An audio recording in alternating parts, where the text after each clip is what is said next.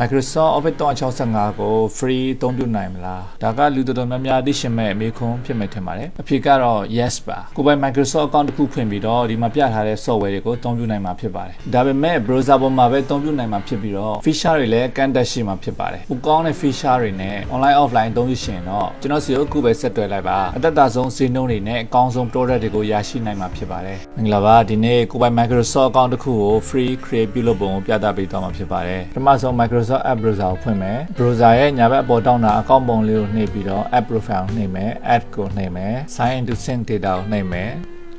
Use a different account အောက်ထဲက Microsoft account ရွေးပြီးတော့ Continue ကိုဆက်နှိပ်မယ်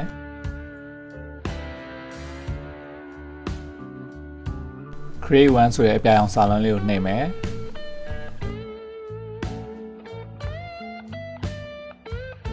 Gmail account တစ်ခုနဲ့ Microsoft account ဖွင့်ချင်တာဆိုရင်တော့ဒီနေရာမှာ Gmail account ထည့်ပြီးတော့ next လုပ်လို့ရပါတော့ကျွန်တော်က Outlook Mail create လုပ်ချင်တာဆိုတော့ get a new email address ကိုနှိပ်လိုက်မယ်ဒီနောက်ဆုံးက download key လေးကိုနှိပ်ပြီးတော့ outlook.com ယူမလား hotmail.com ယူမလားရွေးလို့ရပါတယ်ရွေးပြီးဒီရှေ့မှာ address name ကိုထည့်ပြီးတော့ next ကိုနှိပ်ပါမယ်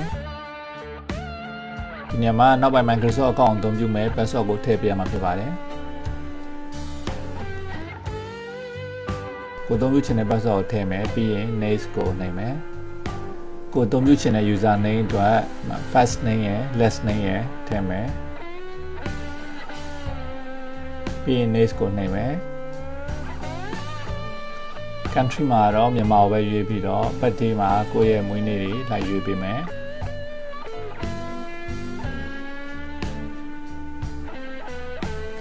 year ကိုတော့ရိုက်ပြီးတော့ထည့်ရမှာပေါ့နော်ပြီး next ကိုနှိပ်မယ်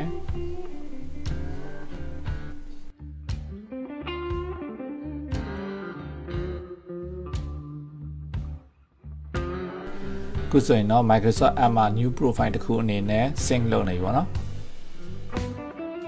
ဒီနေရာမှာကိုယ်စိတ်ကြိုက် dam လေးတွေကိုရွေးပြီးတော့ကိုယ့်ရဲ့ Microsoft App ကိုအလားဆင်နိုင်တာဖြစ်ပါတယ် dam တစ်ခုကိုရွေးပြီးတော့ next ကိုနှိပ်မယ်taskbar မှာပင်လောက်ထားခြင်းတဲ့ icon ရွေးပြီးတော့ finish ပေးလိုက်ရင်ရပါပြီ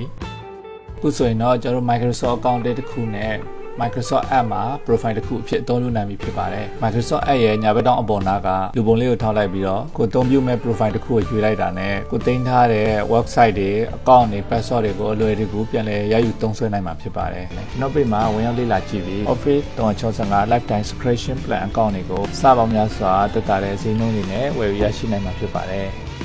ဒီစိတ်ပုံမသိရှင်တော့ချက်ပေါက်မှာဆက်သွယ်ပြီးတော့မေးမြန်းနိုင်ပါတယ်လိုအပ်နေသူများအားလုံးစနေချုံးမကြပါစေခင်ဗျာကျေးဇူးတင်ပါတယ်